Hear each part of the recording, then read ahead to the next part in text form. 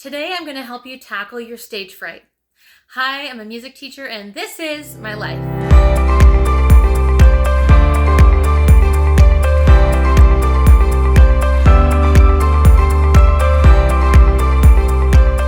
Welcome back to the channel, everyone, and welcome for those of you who might be new here. As a musician myself, I have had my fair share of moments where I have felt stage fright, nervousness, anxiousness, both before and during performances. So in this video, I'm going to break down some of the ways that you can help tackle your stage fright and hopefully overcome it. But before we get started, as always, make sure that you give this video a thumbs up, subscribe to the channel, and ring that notification bell so that you never miss another video. So today's video is going to be broken up into 4 different sections, and today we are starting with section 1, which is the pre-performance preparation. So it probably goes without saying that the number one piece of advice that most people will give you is to practice. It's so important that you practice, and you want to make sure that if you're a singer, you've sung it through enough times that you know the lyrics like the back of your hand. If you're an instrumentalist, and let's say that you are performing with an accompanist or an ensemble, though this would apply to singers as well, you also want to make sure that you have heard your part with the pianist's part or the ensemble's part enough times to know where they are if you get lost so that you can jump back in, and to know how the two parts or the various parts fit together so that, again, you know where you are at all times, you know the notes, and you're ready to go. I know that some people may have heard of the 110% rule, which is to practice the piece until you think that you know it 110%, because normally when people use that term, it means they are extra confident that they are ready. And it's also good to know that, because then if you are in the middle of the performance and maybe adrenaline kicks in and you make a couple of mistakes, chances are you will still get at least 90%, if not higher, correct. The second piece of advice when it comes to pre-performance preparation is to do something like simulate some pressure.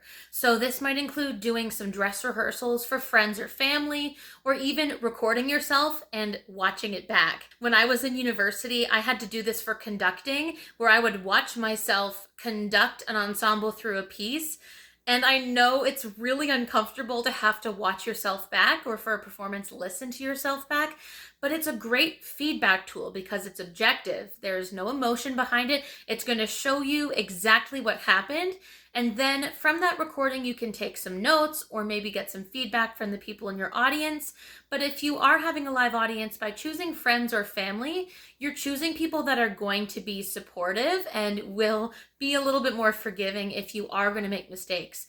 And honestly, in my experience as someone who went through university for music, typically if I had a bad or a rough dress rehearsal, I usually had a better performance because I knew what I needed to work on before stepping on that stage. And the last piece of advice for the pre-performance preparation category is to either visualize the venue, or even better, if you have the opportunity, to do a dress rehearsal in the venue. If you have a visual of what it's like, how large the venue is, some people like if their stage is up higher than the audience so that the audience is a bit lower than them, so then they're not making direct eye contact with them.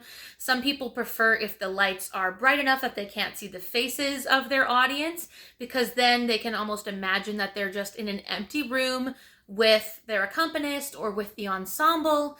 And if you get the chance to do a dress rehearsal or a few rehearsals in the space, that's even better, because then you also know what to expect when it comes to things like lighting and acoustics and your volume. So if you have the chance to get into the space, that's the best. But if you're not able to for whatever reason, or you have limited opportunities to do so, then visualization can help you get ready. It's an easy way to help you eliminate the fear of the unknown, because you will know what to expect. The next category I'm going to talk about today is physical regulation. Physical regulation is really important, especially right before the performance, because that's usually when we get the most excited or the most anxious. We can feel maybe our palms get sweaty, our mouth get dry, and so it's really important to focus on this right before the performance. The first piece of advice I'm going to tell you is to do some breathing exercises. It could be something as simple as breathing in for 4 beats and out for 4 beats, nice and slow, something like this, in through the nose, out through the mouth. You do that a few times and it's going to help your heart rate slow down and re-regulate. It's also really nice to do some breathing exercises while maybe thinking some positive thoughts to yourself. Maybe thoughts like, I know that I've practiced, I know I'm in front of a supportive audience, I'm going to do the best I can. You want to try and stay positive leading up to the performance, and having a slower heart rate is going to help that anxiety feel a lot less severe. And another really important thing is to release physical tension. Now, where the physical tension is in your body may be different depending on what instrument you play. If you're a percussionist, you want to make sure that you have really comfortable wrists. So if you have any wrist tension, you could do some wrist exercises, maybe some wrist rolls either way. You could do some stretches where you bend it back a little bit, hold for 30 seconds, and then do that, where you're bending it the other direction.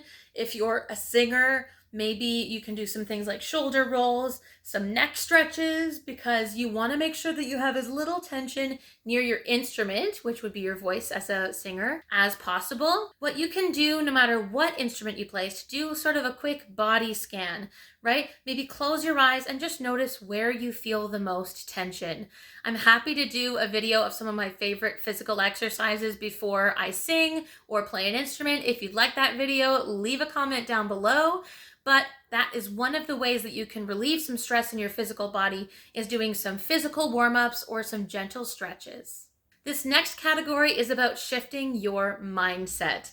The way that we think about ourselves before a performance has a larger impact than I think some people realize. So let's maybe change or reframe your mental state before you step on stage. The first tip for this category is to try and change your mindset from thinking about anxiety to thinking about excitement. I know that this category for some people might feel a little bit cheesy, but I think sometimes people forget how powerful the mind is. So maybe shifting your thoughts from, oh my gosh, I'm so anxious, to, oh my gosh, I'm so excited. I really love this piece. I can't wait to share it with an audience. Or I've worked really hard. I can't wait to share my accomplishment of all of this hard work with this audience. So shifting your focus of anxiousness into excitement can be helpful. It's not always easy, but it's possible. So try to focus on the excitement you have for maybe performing a piece you really enjoy, or singing something that you know you've prepared very well, or how supportive your audience will be, because believe me, most of the time the audience wants you to do well. They are supporting you, they are on your team, but that doesn't always make it easier. But keeping that in mind might also help you say, oh my gosh, I'm so excited to share this piece with a supportive audience. The next tip I have is to shift your focus. A lot of people right before they go on stage focus a lot on themselves. Will I sound good? Do I look good? What will people think of me when I walk on stage? And that tends to put a lot more anxiety in our minds and our feelings. Whereas if you shift your focus towards the service, things like, how am I going to tell a story with my performance? Something like that allows you to focus less so on you and more so on the piece, more so on how you are going to deliver this piece or communicate the message of the song with the audience. And this is particularly important for singers who are singing in different languages than what your audience might understand. So if you're singing in Latin and no one else in the audience knows what the words mean, how can you still evoke the correct emotion of the character who is singing this song? And for instrumentalists, you can give it a character.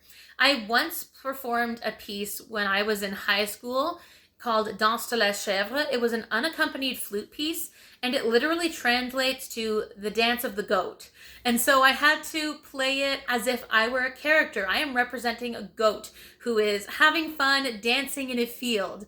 And when I was able to think of the storytelling, it helped me take the focus off of, am I going to get the right notes? What about the rhythm? What about the articulation of the dynamics? I'm focusing more so on telling a story, which really helped to tone down my anxious feelings. And the last category I'm going to share with you is what to do during the performance. You might be thinking, okay, it's great that you told me what to do before the performance, but maybe you walk on stage, people are clapping, you walk on the stage, you see the audience, And in classical style, what you may do is bow to the audience and then go behind your music stand if you have one and prepare to perform. And sometimes looking at that audience can make people freeze and panic and go, oh no, all of that preparation beforehand was great, but now I'm nervous. Here's what to do.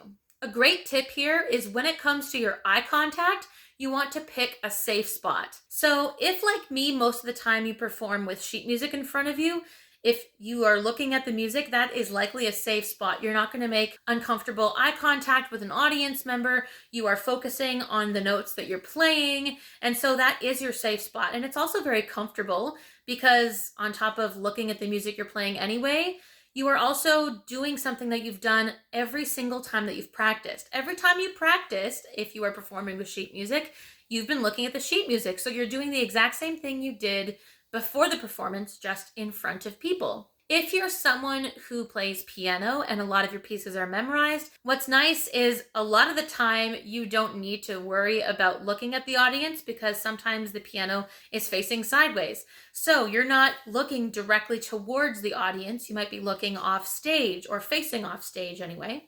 So you could choose to look down at the keys. You could choose to close your eyes. I've seen some pianists while they're playing, they lean back, they close their eyes because you've memorized the piece so well that you could play it with your eyes closed. So I know I've seen that in a few performances as well. And if you're playing an instrument that usually requires memorization, I often think of violin as an example of this. And so you are facing the audience, but you don't have sheet music. Again, closing your eyes can be a great technique, or maybe you're holding the violin, you can focus on the bridge. Something where you are looking away from the audience and in a place where it's easy, it feels safe, it feels comfortable is great. So if you're ever worried about making eye contact with the audience and it pulls you out of focus, again, just choose a safe spot to look and you'll probably be just fine. Now, if you're a singer or even as a flute player, I have performed in smaller venues where there was no spotlight. And so if I looked up from my music, I could see the audience. A really great tip that I've told people before is to pick a spot that's just above the audience's eyes. So as an example, I know where the camera is on my phone, and right now I'm looking just above it. But it looks like I'm looking right at you. Now I'm going to look back down. It's very subtle, but most of the time the audience doesn't know. So this actually helped me when I was in high school drama class. This was many years ago.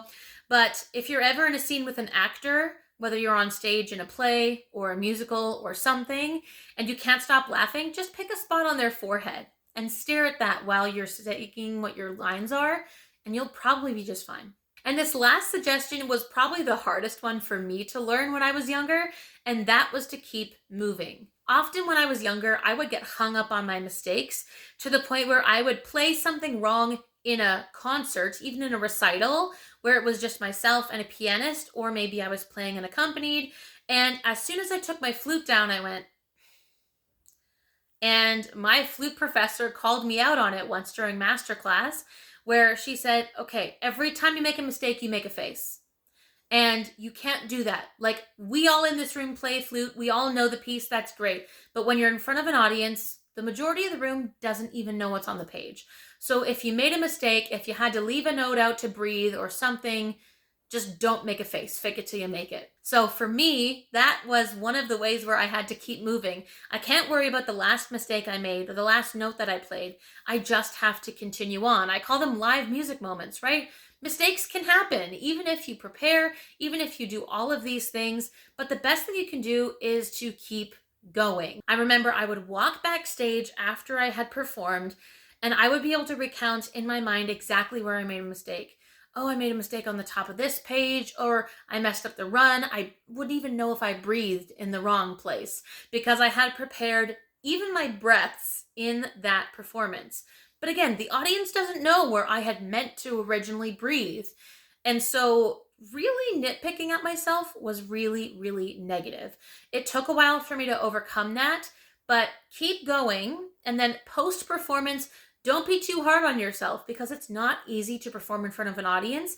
And of course, the more frequently you do this, the easier it will get. Like anything else, Practice makes possible, practice makes permanent. So just keep on practicing performing in front of an audience, and you will eventually find it gets easier and easier. So I hope this helps you tackle your stage fright. Let me know in the comments below if you found any of these tips helpful, or if you have another tip, something that you use to overcome stage fright. Let's help each other out in the comments. Remember, if you enjoyed this video, to give it a thumbs up, subscribe to the channel, ring that bell, and give us a follow on Instagram. I'll see you back on this channel with another brand new video very soon.